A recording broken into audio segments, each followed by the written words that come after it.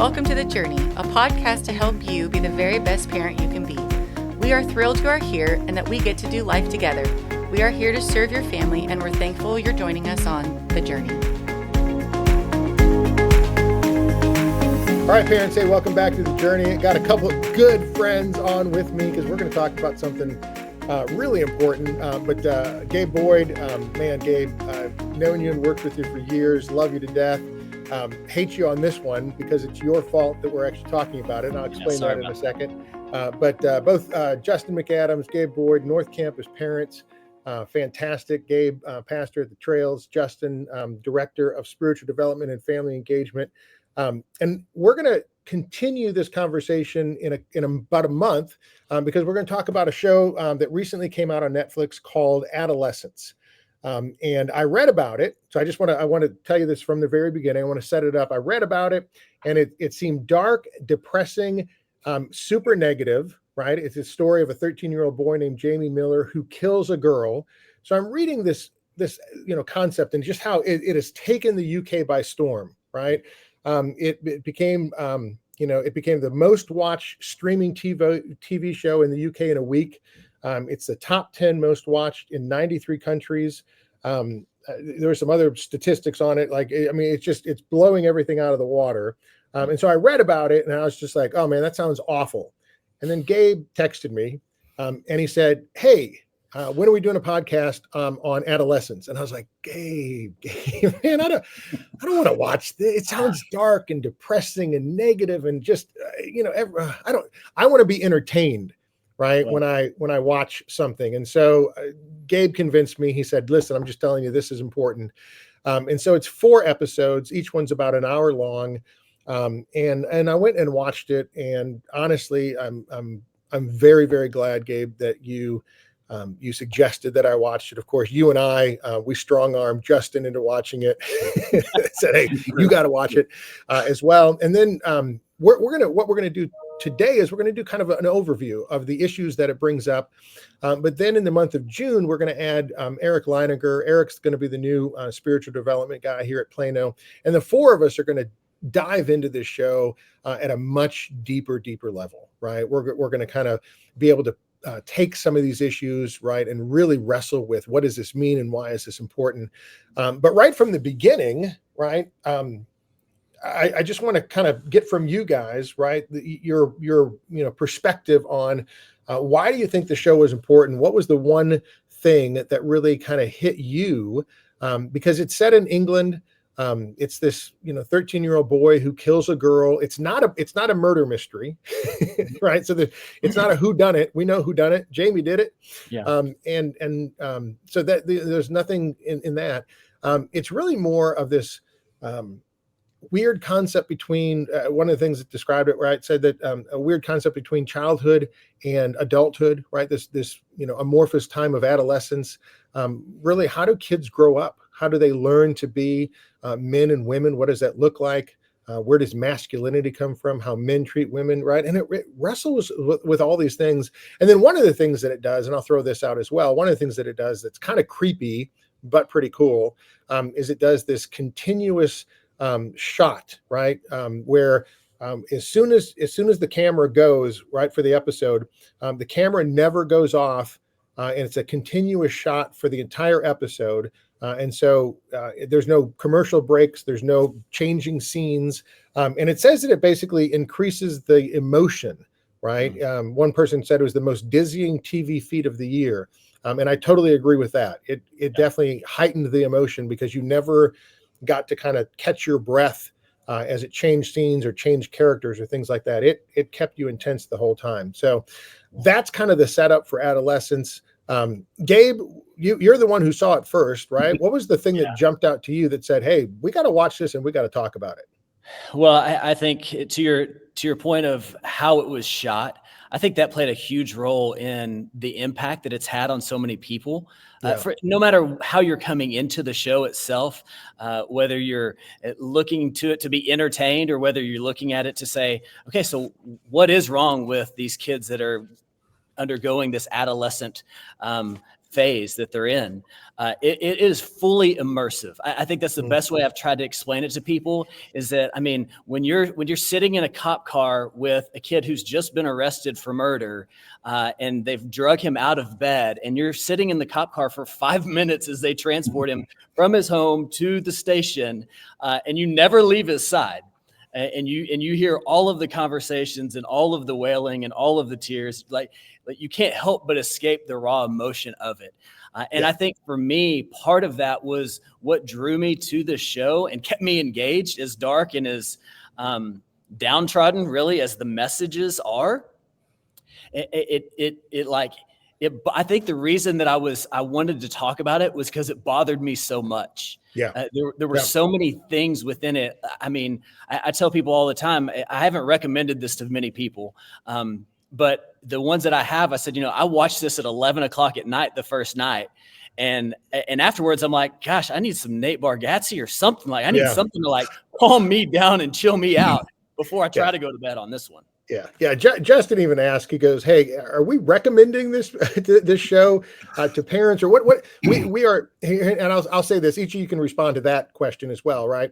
I would say this, don't take this as a recommendation. Don't take this as an endorsement. This is a very, very powerful show that from a worldly perspective is asking some very important questions. It does not answer those questions. It leaves you hanging at the end, very unsettled. And so you're right, Gabe, if you're watching this at night, you're going to not sleep well that night and you're going to want to tune into something else to take your mind off of it. But the reality is since I've watched it, I've referred to it in probably about 60 conversations and about 4 different podcasts. And so it does really wrestle with some of the things that need to be wrestled with. And so, Justin, from your perspective, right, what was the thing that jumped out to you as well? Absolutely. Again, thank you, Gabe, for pulling me into this. This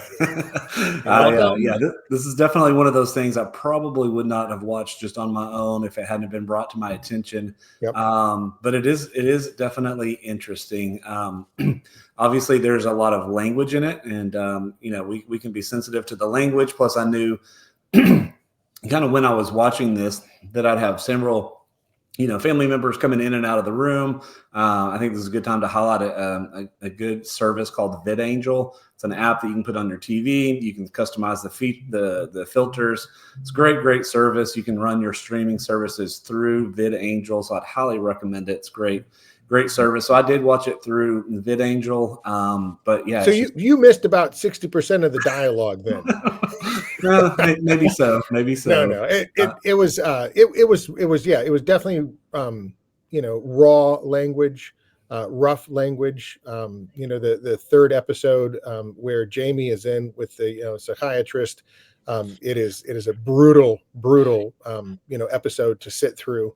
I will say the last episode. So basically, it's Gabe mentioned the first episode, a kid getting dragged out of bed, taken down to the police station, being charged with a murder. Right. The second episode, they go to a school where Jamie goes to school, and honestly, that I would say that when I was watching it, I was like, this is super depressing, because the detention facility and the school are identical. Mm-hmm. They're negative, they're hopeless, they're awful. And that comment is made just throughout the whole thing. And the whole idea, right, of, who in the world wants kids? And I'm like watching the show going, well, you are definitely not helping the case for, you need to go out and have children, because it was super depressing.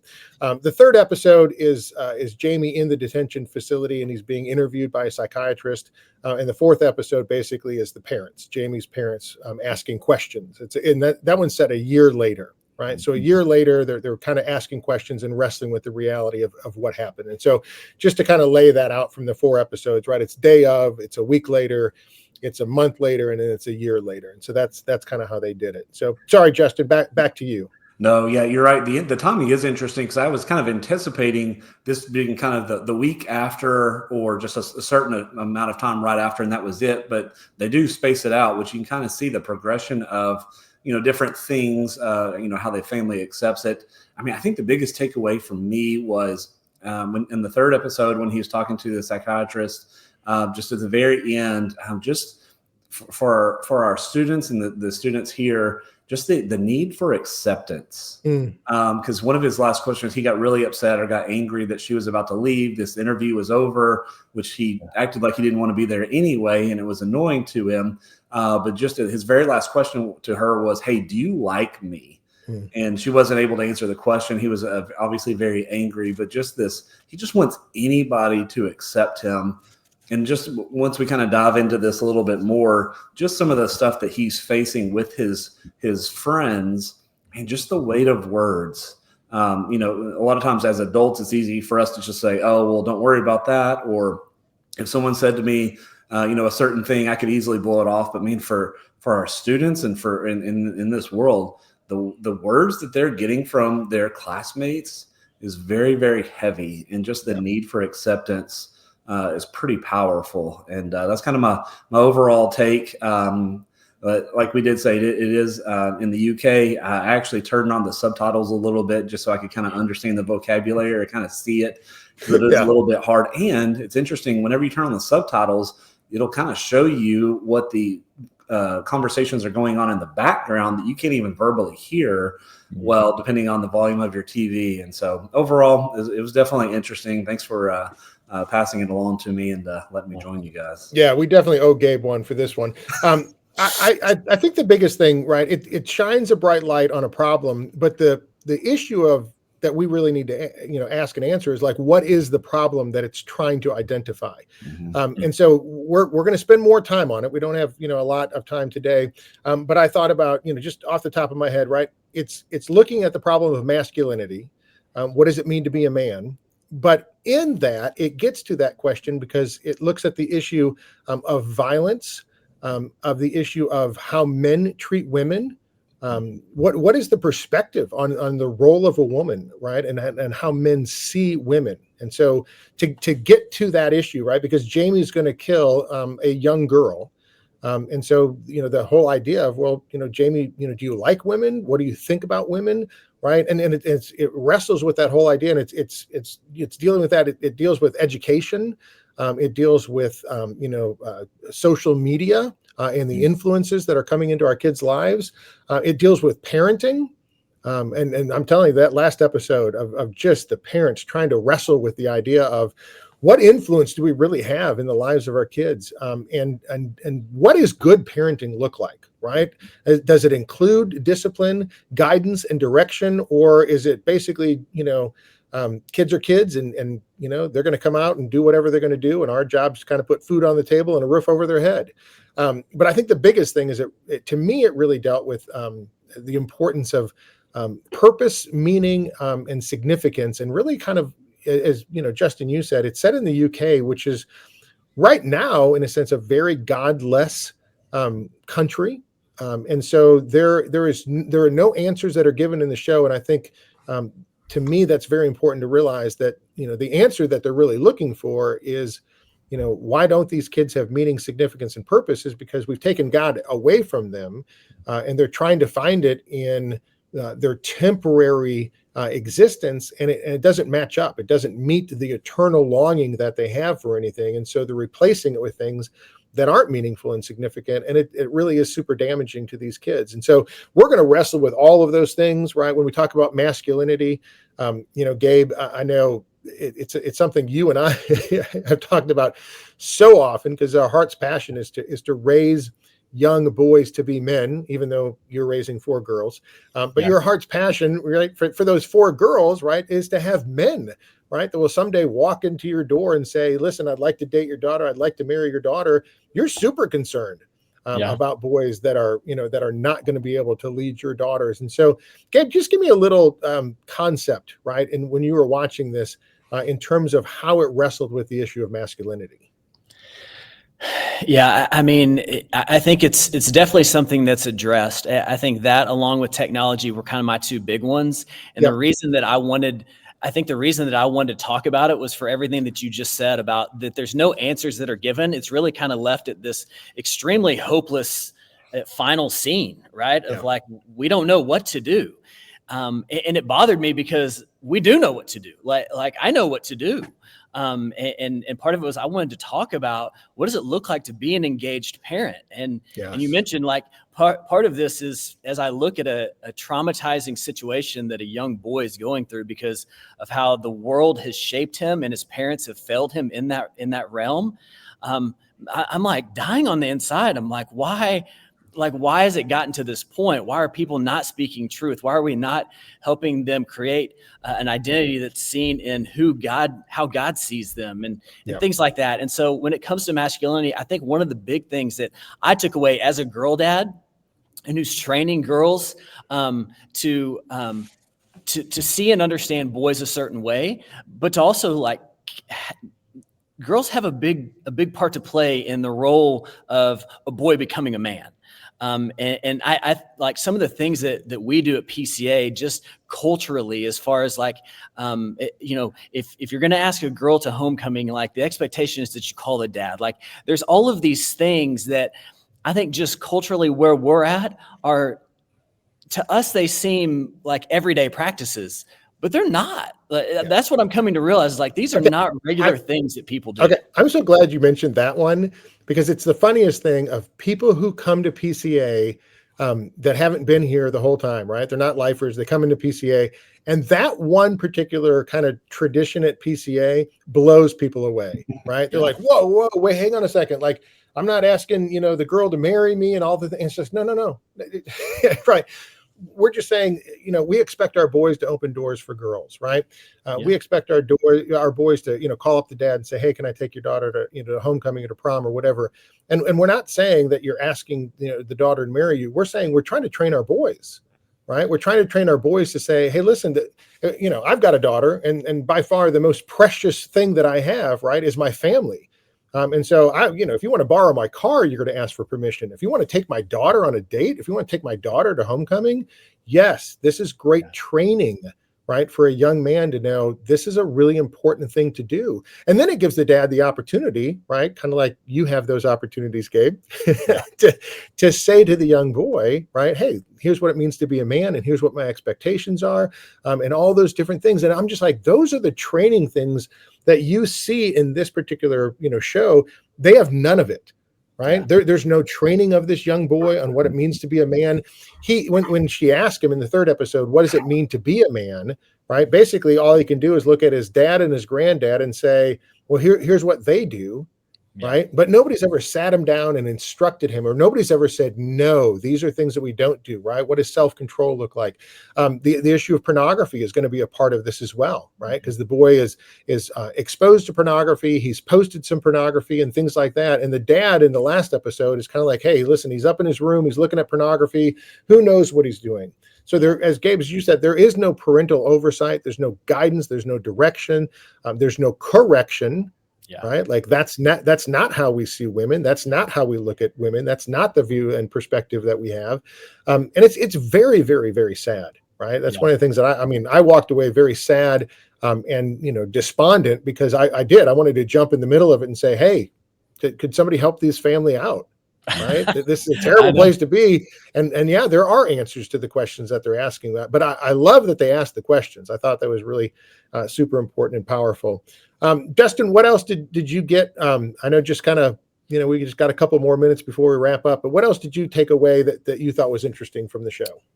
Yeah. And a lot of times I don't want our parents to come away with, well, this is a really, really extreme example. And it is, this would never happen in our school or in our world. And that might be true as well. But these issues that we are talking about and that we will talk about, I do feel like our students do to a little degree do have to navigate these topics. And so even though this may sound like an extreme situation, I still think our parents need to pay attention. Yeah. So I think that's important as well, too. Super important because it really, this may sound crazy. It's not about Jamie killing the girl. Right. They don't even, in some ways, right. We kind of get the idea that he does this particular crime. But that's not what the focus of this is all about. And so, I think they use hyperbole, something kind of, large to grab your attention to get to the issues that they want to get to. I guess, the crime could have been something else, but then all kind of, you're focusing on the action, the action as opposed to what led to it. And that's really what they do a great job of, is asking the questions of how did we get here? Right. How did Jamie get here? How did we get here? What are the things that are going on? And I think there's the other thing that I thought was interesting, there's a tremendous disconnect between children and adults. That, they live in two totally different worlds. And the adults have no idea what's going on in the kids' world. And the kids are embarrassed by the adults. Right. The fact that you don't know anything, the fact that you don't know our language, the fact that you have no idea what's going on in our world. Right. One of the detectives is going to come in and he's going to be asking questions. And his son actually goes to the school and his son actually calls him out. And it's like, Dad, you're an embarrassment. Right. You're embarrassing me. And the dad's like, well, what? And that's kind of an interesting relationship. And we'll dive into that a little bit more when we get a chance to. But it's very interesting. Right. Because parents are viewed as disconnected and dumb. And the reality is in that particular show, they really are. They are very disconnected, and they are worthless to these kids because they are not providing any guidance and direction at all in their lives. Gabe, Well, did you the see trouble with that, Dan, is that like that viewpoint about from kids to parents translates then to other adults, right? Because you even see in that second episode just the blatant disrespect and disregard for any authority to the teachers at that school. Yep. Yeah. Now, and any authority, not only the teachers, but in that third episode, when Jamie's talking to the woman who's the therapist, there's no respect for her either. Yeah. Right. And that's going to be the male female, but you're right. Even in the classroom, right. The male teachers are not respected. The officers themselves, right, are not respected. And so, yeah, there's a tremendous disregard for anybody in authority. And really it's, they don't offer anything meaningful and significant. They're not providing anything that these kids, want or need because they can't. It's one of the things, and we'll get into this a little bit, later. But I think the role of discipline is going to be one of the issues that we have to roll on because I think it's very interesting, right? Jamie's father is going to talk about his father and how his father beat him and, disciplined him. And so Jamie's dad he's not going to do any of that, right? But that means he doesn't do any discipline for Jamie. Doesn't do any involvement at all. And that's kind of an interesting question, right? Is, what is the role of parenting if you're not providing discipline, structure, boundaries for your children? In a sense, you're just like an older friend, right? And here's the deal. They don't need, right, a 30-year-old friend or a 40-year-old friend. They need parents. And that's I think that's one of the things that this show really, really does a great job of. I think it's kind of interesting too, is how purposeless the kids seem, right? That they have no purpose, no meaning, no significance. I was reading a report the other day that 60% of young people say that they want to be influencers when they get older. And I'm struck by that concept because as a young person, I'm always thinking, what do you have to offer other young people, right, to influence them? What are you influencing them with? And I think that the idea for young people is, right, I don't have anything. I just want to be famous, right? I want to be a YouTube sensation, and I want people to pay attention to me, even though I don't have anything to offer. And I think this show kind of represents a little bit of that idea, right? Is that these kids don't have anybody significant and meaningful that they're listening to. They don't have anything that calls them up to be better men or better women. And they really go through life with a kind of a meaningless existence, right? And desperately, as Gabe, you said, you see this in the school, right? Because they're not there learning anything, right? I mean, the fact that they're just watching videos is kind of pointed out, like, is anybody teaching these kids anything? Are they just watching videos, right? They can do that at home. So it's a pretty interesting thing. Any last thoughts, Gabe, just before we wrap this one up? And I know we're gonna spend some more time diving into it, and you guys have lots that you want to talk about. But any last thoughts on this particular episode? Yeah, it's hard to not just give a ton away and start talking for hours. But I think for me, like my biggest takeaway was, for me, it was almost motivation. I see like the destructiveness that lackadaisical or apathetic parenting, because when you watch it, you're like, well, that would never happen to my kid. Like, and even Jamie's dad says that. He's like, this doesn't happen here, right? but it certainly could, but for the grace of God, it could. And so for me, I'm watching it. I'm like, man, not for one second or for one day do I get to not point my kids to Jesus. Do I not get to engage in their lives and to ask hard questions and not be afraid of getting into their world and understanding their languages? And like it's not fair to them. And I've actually declined my responsibility if I allow myself to care more about my own ego or my own lack of identity or purpose, and just kind of say, well, they'll be fine. They should be fine. And what we found and what this show highlights for us is that where we lack in parenting, the world is happy to fill in the gaps. Amen. And it will take them into places that, if you're a loving parent, you definitely don't want your kids to go. Yeah. So good. So good. That's awesome. Justin, any last thoughts? No, I certainly agree with Gabe. It's just interesting to see the perspective of the parents over, 24 hours, 3 months, 7 months, and then a year, however the different episodes. I definitely, it's just interesting to see kind of how long it takes them to come to terms with, hey, we did have a little bit of a responsibility in this. And I think, man, just as parents, we just need to realize we are responsible all the time for our students. Yeah.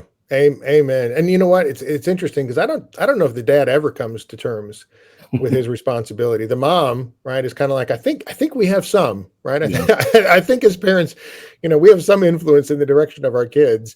But you're right. This is a great show to remind you that parenting is hard. Mm-hmm. Parenting is costly. But the reality of it is, if you don't do it, the cost is greater to your kids. And so, I think, Abe, as you mentioned, right, the parents, we're talking to parents who have placed their kids at, Prestonwood Christian Academy because they want the best for their kids. But I'm just going to tell you, just because you're at a great church and you're at a great school, the hard work of parenting is still yours to do. Right. So you don't ship that over to, these wonderful guys or me. You still have to be the parent and the authority figure and the person in their life who digs into and asks the hard questions and helps guide them in life. And so I think it's a great reminder. It's a really tough show to watch, but it's a great reminder of the importance of parenting.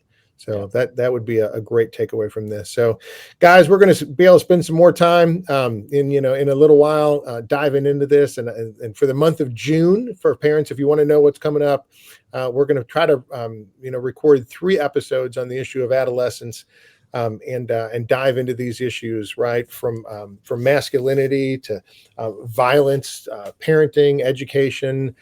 All these different things, and just kind of drill down on this a little bit further. And I'm really excited about that. We'll add Eric Leininger to that conversation. So the 4 of us are going to have a good time, and that'll be our summer series for our parents on the journey. So Gabe, Justin, thanks for your time today. Really appreciate the conversation. Justin, you and I need to get a gift for Gabe. Since he gave us the wonderful gift of watching this show. Absolutely. So, Gabe, be looking out for that. I don't want that gift. I don't want that gift. Anyway, really do appreciate you guys' time, your perspective, and look forward to getting together with you guys soon for additional conversations. Absolutely. Sounds great. Thank you. Wait. Thank you for listening to this episode of The Journey. We hope this podcast provides information to help you raise your children, and it would help us tremendously if you would like, subscribe, share, and review this content on your favorite podcast platform. It is our pleasure to provide this information to our community, and we look forward to our next time together on The Journey.